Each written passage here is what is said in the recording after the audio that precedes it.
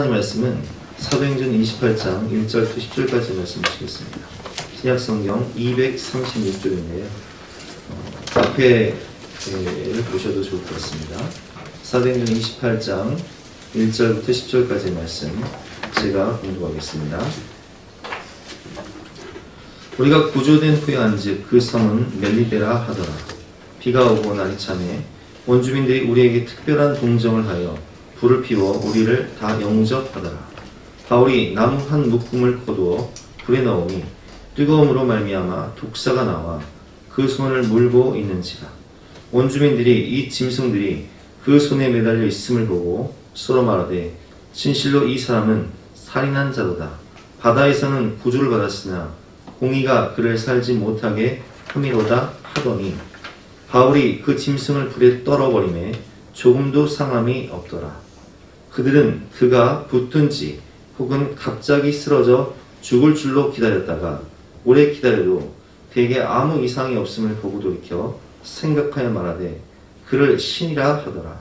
이 성에서 가장 높은 사람 보블리오라 하는 이가 그 근처에 토지가 있는지라 그가 우리를 영접하여 사흘이나 친절히 머물게 하더니 보블리오의 부친이 열병과 이질에 걸려 누워있거늘 바울이 들어가서 기도하고 그에게 안수하여 낫게 하며 이러므로 섬 가운데서 다른 병든 사람들이 와서 고침을 받고 후한 이로 우리를 대접하고 떠날 때에 우리 있을 것을 배에 실었더라.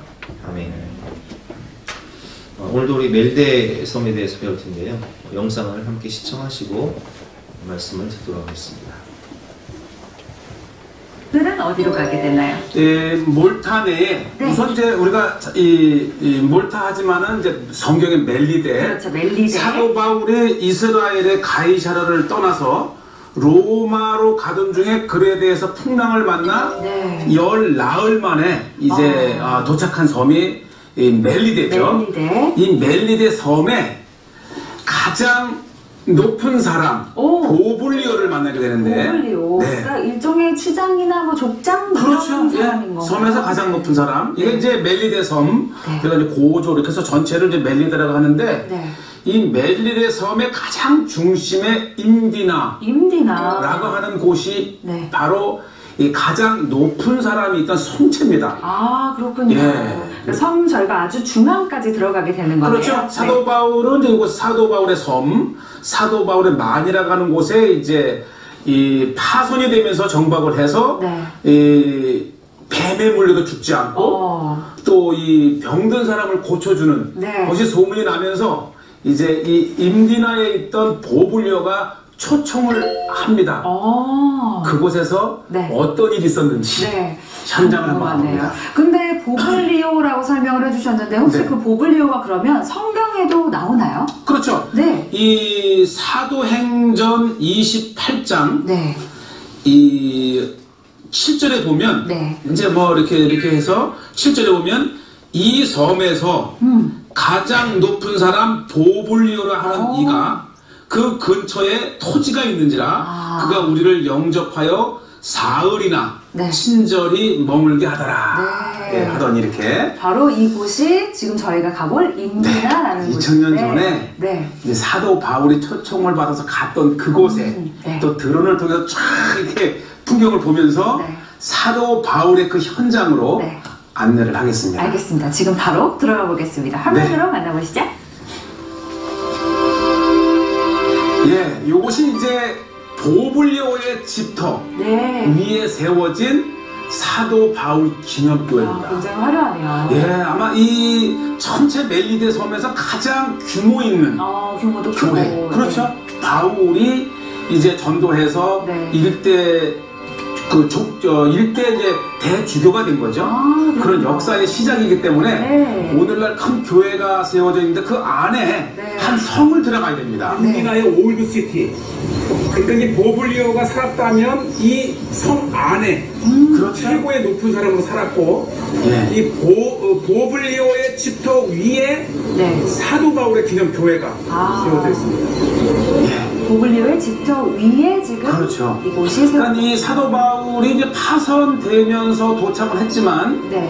이 섬에서 이제 뱀에 물려도 죽지 않고 뭐 많은 병자를 고치는데 마침 보블리오의 아버지가 이제 병에 걸렸는데 자, 네. 뭐 요거부터 보시면 이 양쪽에 시계가 두 개가 그러네요. 있는데요. 왼쪽에. 지금 요거는 우리의 이제 12시간 시간을 가리키지만은 네. 요 전에 이 왼쪽에 있는 것은 네. 12 달력입니다. 아, 그래요. 네. 1월, 2월, 3월 이런 것들. 그 계절 달력이에요. 네. 그걸 시계로 이제 만들었고 그렇군요. 예, 이제 여러 역사 속에서 이 멜리데 섬이 전쟁의 흔적이 있었기 때문에 포도보이지만 네. 그 안에 들어가면 야, 굉장히 대리석 같은 것들로. 네. 예, 화려하게. 이게요.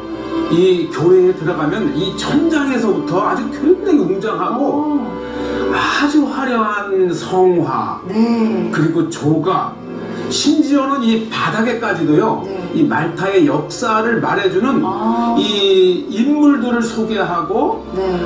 바닥조차도 굉장히 화려합니다. 아, 그렇군요. 여기 아주 그림들이 화려하게 그려져 있는 모습을. 저는 쑥 한번 지나갔지만 네. 이 그림 하나하나에 2000년 멜리데의 역사가 아. 기록이 되어 있고요. 네, 그리고 또 그 역사 속에서 사도 바울을 빼놓을 수 없기 그렇죠. 때문에 네. 지금 이것은 이 정면 재단이 아니고 이 정면 재단 양옆에 또 아주 다양한 네. 뭐 2000년의 역사 속에서 중요한 재단들이 많이 있고 네. 이 거리에 보면요. 바로 이것이 십자가인데 네. 일반 십자가가 아니고 네, 좀 특이해요. 말테제. 말테제라고 하는 이 요한의 기사단이 네. 16세기에 이 멜리데 섬에 오면서부터 그 기사단을 상징하는 아, 십자가죠. 그렇군요. 그러니까 전쟁을 할 때에 네. 이 저러한 것들을 가슴에 표식 같은 받고 거네요. 이렇게 해서 사실 이 십자군이 이 12세기에 시작이 되었다면 11세기에 시작했다면은 그때 시작된 이 요한의 기사단은 계속해서 연명을 해서 네. 16, 17, 18세기까지 이 나폴레옹의 점령되기까지 이 멜리데 섬에 본부를 두고 있었고요. 이 중세 때의 건물 아닙니까? 네, 굉장히 그렇죠. 화려하고 이 중세 때서부터 이제 또 이 프랑스, 영국 이렇게 연이어 유럽의 열강들에 의해서 이 식민지 또는 이 속국이 되면서 네. 이 남아있는 문화가 네. 유럽의 축소판입니다. 예. 그렇죠. 지금 이렇게 잠깐만 봐도 지나가는 거리나 건물들 이런 그렇죠. 데서 작은 유럽의 느낌을 무지 느낄 수 그 있어요. 다음에 이제 이 보블리오의 집터 기념교회를 지나서 네. 이 또 하나의 교회가 있는데 이것이 이제 사도 바울이 이곳에 있을 동안에 한 동굴에서 기도를 했다 그래요. 아, 그래요? 그럼 일종의 뭐 카타콤 같은 그렇죠. 곳인가요? 네. 이 굴에서 기도를 했는데 카타콤도 나오는데요. 잘 얘기하셨는데 이 먼저 이 사도 바울이 기도했다는 곳이 바로 이 멜리데 섬의 교회의 시작입니다. 아, 그렇군요. 사도 바울이 기도를 했다는 곳. 그렇죠. 네. 이제 뭐 초청을 받았지만 네. 한적한 이 동굴에 찾아가서 기도를 하고 네. 그것이 이제 바울이 이곳에 3개월을 머물러요. 아, 이 멜리데 멜리데 섬에. 섬에. 그래서 3개월을 머무는 동안에 다양한 곳에서 기도를 한 첫 장소 바로 이렇게 바로 지금 네. 들어가시는 이곳. 이 동굴 안으로 들어가면은 이제 먼저 이 사도 바울, 이 복음서를 들고 있는 사도 네, 바울의 모습이. 동상이 보이고 또 이 배를 하나하나 되어서 찾았지만 그것도 하나님의 역사네요. 바로 이제 사도 바울로 인해서 이 복음이 이 전파된 그래서 이 사도 바울의 이 권위 있는 모습과 네. 그 열정이 느껴지지 않습니까? 네. 예. 이렇게 해서 이제 이 사도 바울의 동굴을 기념으로 이게 이제 사실 그 멜리데 섬의 이 기독교가 시작이 되면서 이 아랍에 의해서 여러 차례 또 정복을 당해요. 네. 그때는 이제 핍박을 하니까 그 핍박을 피해서 이제 기독교인들이 숨어 들어갔던 그 여러 동굴들을 보시게 되는데 네. 사실 이 기독교가 늘 이 번성한 때만 있었던 것이 아니고 어떠한 그 핍박과 외세의 지배하에서도 네. 기독교를 지켜냈던 흔적들을 그렇죠. 이제 보시게 되는데 그 동굴 위에 네. 이렇게 이 사도 바울 동굴 기념교회가 이 세인트 폴스 그로토라고 이렇게 이름을 불리기도 하는데 네. 이 정말 이렇게 해서 교회가 시작된 거예요. 그래서 이 이 멜리데를 찾는 분들은 이 동굴도 들어가 보고 네. 후에 교회가 시작되는 것을 보면서 계속해서 이 사도 바울의 그렇죠. 흔적들을 찾아 나가고 네. 이제 아가페 테이블이라는 것은 뭐냐면 아랍 시대 때의 핍박 하에 네. 이 동굴이 이게 미로 같아요. 오. 그러니까 이제 이 사실 우리가 이 이제 카타콤 하게 되면은 로마를 떠오르지만은 네. 로마와 또 한 장소가 시실리 섬. 네. 그리고 시실리 섬 93km 남쪽에 이 멜리데예요. 이것이 유명하잖아요. 그러니까 이 카타콤 하게 되면은 로마, 시실리, 멜리데. 그 중에서도 가장 큰 규모가 네. 바로 이 작은 섬 멜리데입니다. 그렇군요. 여기는 어딘가요? 예, 이 멜리데에 이제 계속해서 카타콤을 이제 되는데 아까는 이제 사도 바울의 기도했던 동굴이었지만은 네. 그 일대가 아마 그래서 그 동굴로 들어갔을 것 같은데 일대가 굉장히 큰 규모의 카타콤 지하 무덤입니다. 그것뿐만이 아니라 그 일대가 다 그런 거예요. 예, 사실 저는 이 사도 바울이 기도했다는 곳이 이 어떤 그 그냥 한 동굴이라 생각을 했는데 기독교의 핍박을 피해서 예배를 드린 현장이 바로 이 말타의 일대가. 그러니까 아마 이 로마보다도 더 크고 시실리, 저도 시실리에 이제 카타콤을 가봤는데 규모가 상대가 안 됩니다. 그렇군요. 그래서 이 멜리데의 작은 섬에 이 지하에 거미줄과 같이 거의 우리가 들어가 볼 수 있는 곳이 한 20몇 개가 있을 정도로. 그 정도로요? 예. 근데 멜리데 섬이 제주도의 6분의 1밖에 되지 않는다고 하셨는데 네. 이렇게 많은 거 보면 정말 얼마나 카타콤이 많은지를 또 저희가 상상을 할 수가 그러니까요. 있네요. 그러니까 이 멜리데 섬 자체가 이 위치가 지정학적으로 이 아프리카와 유럽을 잇는 중간. 그래서 네. 오죽하면 뭐 이 지중해 배꼽이 달 정도로 이 말타의 크기는 작지만 이 땅은 이 아프리카와 유럽으로 오갈 때에 중간 기차기장이 있는 이것은 누가 갖느냐가 이 지중해 해상권의 중요한 역할을 하기 때문에 이 멜리데 자체가 이게 또 하나 이 섬 지금 우리가 이게 보시죠. 이게 이제 메노라 십자가 이런 것들을 새겨놓은 거네요. 그렇죠. 그러니까 이 카타콤이 단순한 무덤이 아니고 이 외세 특히 아랍의 지배시에는 숨어 들어가서 예배를 드리고 심지어는 생활까지 할 수 있는 공간이 되었다고 하는 거예요. 기도처이자 예배처이자 생활 공간이자. 그래서 조금 전에 보았던 메노라 하면 유대인들도 이곳에 또 십자가 하게 되면 이제 또 이 기독교인들도 머물 정도로 이 멜리데의 이 릴리저스 이 종교적으로 굉장히 중요한 장소가 바로 이 사도 바울의 기념 교회가 있는 보블리오의 집토가 있는 임디나입니다. 임디나. 예. 진짜 섬 중앙에 위치해 있는 곳이고 아주 또 보블리오가 있었던 곳이고 아까 그 얘기 해주셨어요. 보블리오의 아버지가 마침 아팠는데 바로 어떻게 그거예요. 인연이 됐는지 좀 설명을 해주시죠. 이제 아버지가 아팠는데 이미 그 섬 사람들에게는 사도 바울이 알려지기 시작하는 이적을 거예요. 행한다. 뱀에 물려도 죽지 않은 사람은 신이다. 이분이 안수하고 기도하니까 환자가 난 거예요. 이게 이제 가장 높은 그렇죠. 아버지를 염려하던 이 추장 보블리오가 사도 바울을 초청을 했는데 아버지를 고쳐준 거예요. 그렇군요. 사실 이 선교 사역이나 이 목표 사역에 이 성령 하나님의 그리스도의 능력을 힘입어 이 치유함의 역사는 복음 전파에 굉장히 중요하다.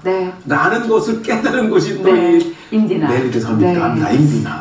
저는 또 오늘 그런 생각이 들었어요. 사실은 사도 바울이 그 배가 난파되어서 멜리데 섬으로 오게 된 거잖아요. 하지만 이곳에서 3개월을 머물면서 그 복음을 또 전파했고 그래서 결국 이곳이 기독교인이 95%가 되는 그런 결과를 낳았는데 맞아요. 우리에게 뭐 약간 예상치 못한 어려움이 닥쳐도 그렇죠. 그 길을 이끄시는 하나님을 인도하면서 나아가면 또 좋은 결과가 있을 수 있다는. 난파 14일 동안에 먹지도 못하고 얼마나 이게 정말 하나님의 뜻인가 하면서 온갖 이 불평과 또는 이 저주스러운 상황 같았지만은 그 속에 하나님께서 이 멜리데를 향한 그리고 그곳에서 복음을 전하고 한 섬이 복음화되는 역사의 이 시작은 그래서 우리는 모든 상황을 하나님께 감사하고 기도해 볼 만한 것이 오늘 말씀 통해서 세 가지 정도를 함께 배우도록 하겠습니다. 첫 번째는 고난이 유익이라는 것입니다. 우리가 14일 동안 해도 별도 달도 보지 못하고 먹지도 못하고 잠도 자지 못하고 유라굴레 강풍 속에서 살찌 죽을지 모르는 그 선원들의 그 고난, 그러나 그 고난으로 말미암아 도착한 이 멜리데섬에서 그들은 하나님의 은혜와 기적을 체험하게 됩니다. 뱀에 물려도 죽지 않는 사도 바울의 모습, 그리고 기도를 통해서 수많은 병자를 치료하는 하나님의 능력과 은혜를 경험하면서 276명의 배를 탔던 사람들은 다 예수 그리스도를 믿는 증인이 되는 것을 볼 수 있고, 특별히 오늘 본문 말씀을 보면 8절과 9절 말씀이죠. 보블리오의 부친이 열병과 이질에 걸려 누워있거늘 바울이 들어가서 기도하고 그에게 안수하여 낫게 하며 이러므로 섬 가운데 다른 병든 사람들이 와서 고침을 받고 라는 말씀처럼, 보블리오 집안에는 우리가 영상을 통해서 보았지만 그 섬의 그 추장이었던 가장 높은 사람이었던 보블리오에게는 아버지가 아프셨어요.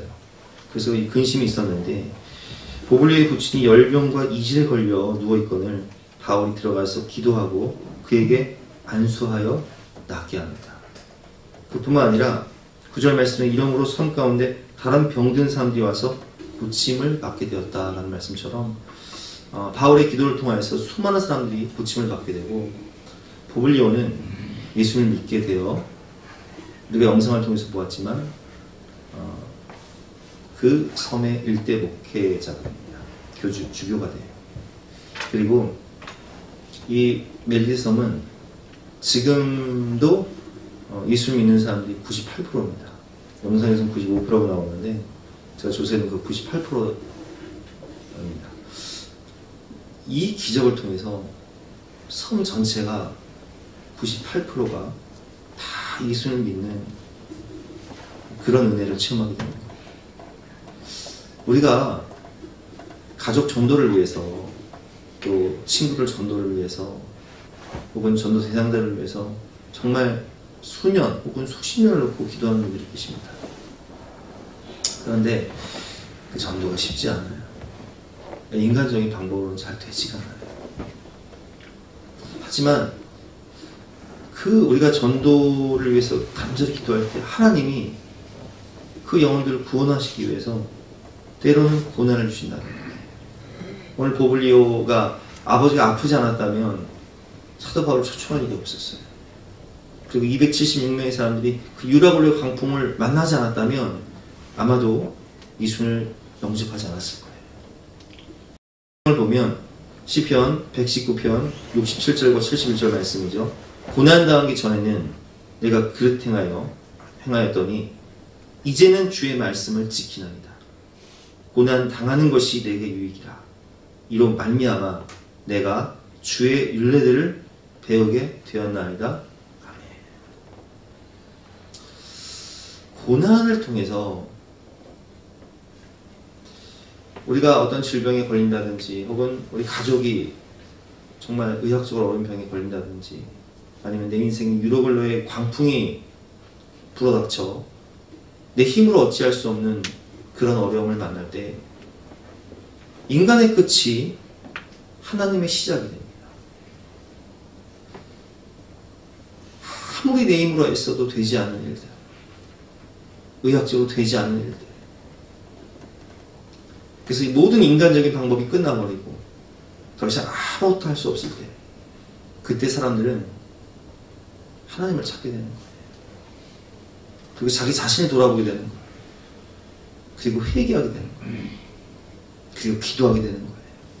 하나님, 한 번만 살려주시면 제가 제 모든 죄를 회개하고 버리고 다시 하나님께 돌아가 하나님 말씀대로 살겠습니다. 주님 뜻대로 살겠습니다. 이렇게 고백하는 거예요. 그래서 우리 아까 기도하셨던 박종환 집사님도 친구 김두 집사님이 맨날 전도하려고 할 때 뭐라고 얘기합니다. 야, 하나님이 어딨어? 난 내 주먹을 믿고 살지. 그러셨죠. 내 주먹을 믿고 살았어요. 우리는. 그러나 인생의 고난을 만나고 유로글로의 광풍을 만나고, 그리고 우리 최 집사님이나 임 집사님처럼 가족의 질병을 통해서, 오늘 보블리오가 그 아버지가 질병 가운데 이슬과 열병으로 죽어가고 있을 때 사도 바울의 그 기도를 통해서 하나님이 고쳐주시고 그를 구원하실 뿐만 아니라 그를 초대 교주로 만들어 주셔서 이 보블리오가 살던 이 멜리데 섬이 95%나 98%나 예수를 믿는 그런 믿음의 섬이 된 것처럼 나만 구원해 주시는 것이 아니라 많은 사람을 구원하는 축복의 통로로 우리를 변화시켜 주시고 사용하신다는 사실이에요. 우리가 언젠가 단일 기도회를 통해서 간증을 들었던 브라이언 반 목사님도 이분 미국으로 유학 가서 온 가족이 이민 가서 미국의 명문대 나와서 직권에서 부사장이 되어서 하루에 집 몇 채 값을 벌었어요. 근데 그 많은 돈을 가지고 뭐합니까? 그는 마약에 빠지고 또 술에 빠지고 쾌락에 빠졌어. 오히려 그 모든 중독들이 몸에 질병을 가져와서 견딜 수 없는 통증과 고통 속에서 우울증에 빠져 자살을 시도하는 그런 비참한 삶을 살고 있을 때 그는 한 목사님의 전도를 통하여서 편의점 앞에서 그냥 스치듯 지나가는 목사님의 전도를 통하여서 예수님을 영접하게 되고 그리고 회개하게 되고 성령을 받아서 이분이 치유의 연세를 받게 됩니다. 하나님의 부르심을 받아 목회자가 된 이후에 우리가 CTS 콜링각이라는 프로그램을 통해서 이분이 기도를 하면 너무나 많은 영혼들이 우울증에 빠진 분들, 여러 가지 육체적 질병을 가진 분들, 혹은 무당생활 하던 분들까지 예수님을 구주로 영접하고 회개하고 치유를 경험하고 은혜를 경험하는 것을 우리가 볼 수 있습니다. 고난 당하는 것이 내게 유익이라. 내가 이를 통하여 주의 율례를 배우나이다. 우리 천정은 자매의 간증을 들었지만 천정은 자매는 86차 항암 치료 중인 암 환자예요. 37살에 발병해서 10년 동안 암의 고통을 당하지만 암에 걸리기 전에는 친한 언니가 아무리 기도하고 전도해도 그게 와닿지가 않았어요. 때는 그 언니가 이런 말을 했습니다. 너 예수 안 믿으면 지옥 가. 그런데 암에 걸리고 나서 죽음이 내 눈앞에 오니까 그렇다면 내가 이 죽음이 어딜 가야 하는가? 천국과 지옥에 대해서 생각하게 되고 예수 안 믿으면 지옥 가. 그 말이 하나님의 음성으로 들리게 되고 그런 언니에게 기도 부탁을 하며 회개하고 예수님께 돌아와 치료를 받을 때 항암 치료를 받으면요 약물 부작용이 너무 많아요. 그런데 그 교회 성도들의 중보 기도를 통해서 그런 부작용들이 사라지고 그리고 몸이 회복되면서 10년 동안 살아서 뭘 하냐? 병상에 있는 암 환자들에게 전도를 하는 거예요.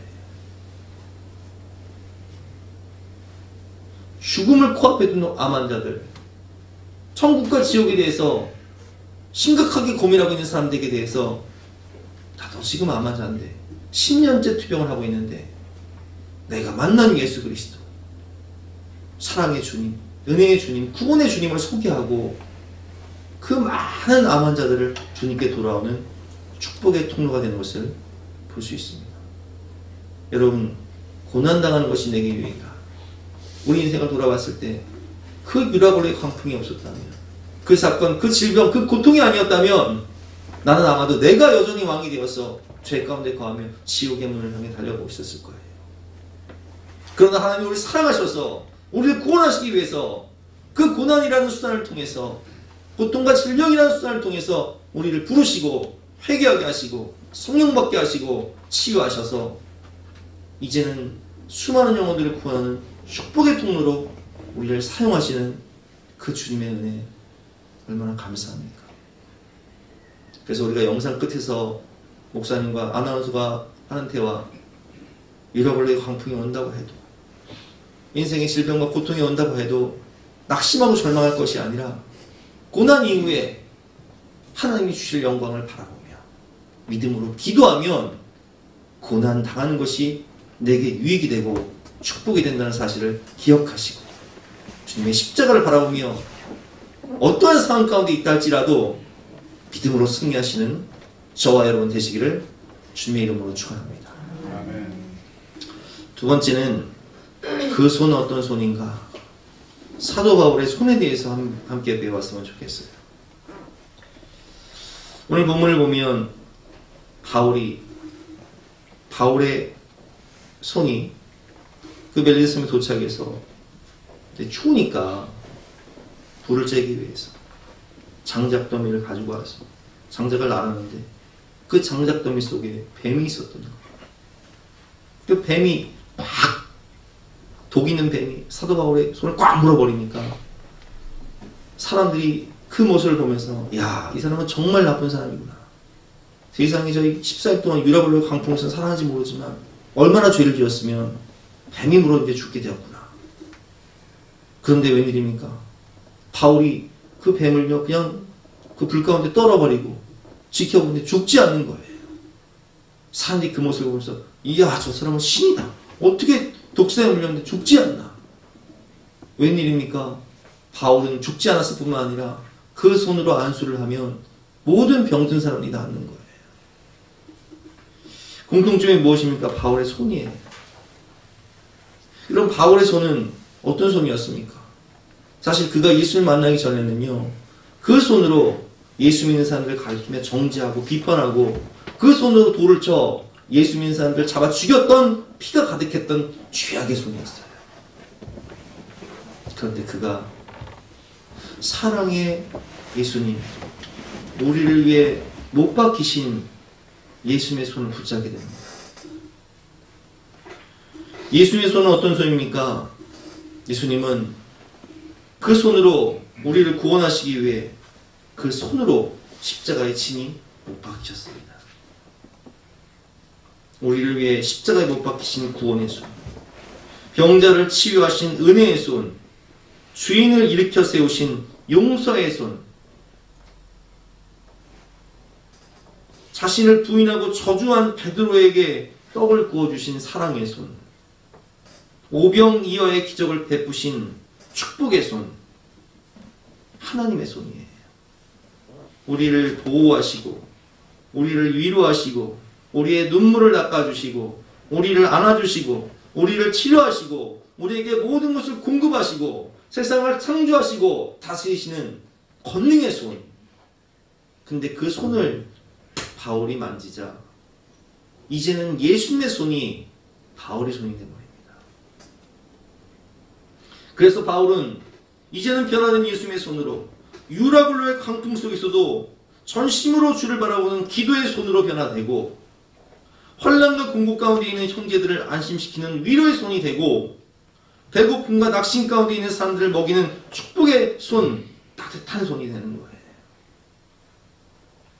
멜리데 섬에서 모든 사람들을 구원한 영웅에도 신이 나무를 나르는 섬김과 겸손의 손으로 변화되고 뱀에 물려도 죽지 않는 능력의 손, 죽은 사람을 살리고 병자를 치유하는 치유의 손으로 변화되는 모습을 볼 수 있습니다.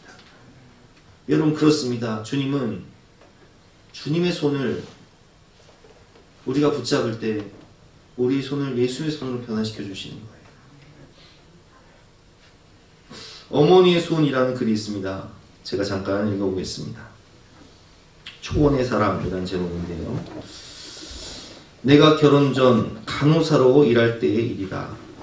아침에 출근해 보니 아직 진료가 시작되기에 이른 시간이었음에도 불구하고 20대 중반으로 보이는 젊은 아가씨와 흰머리가 희끗희끗한 아주머니가 두 손을 꼭 마주잡고 병원 문 앞에 서 있었다.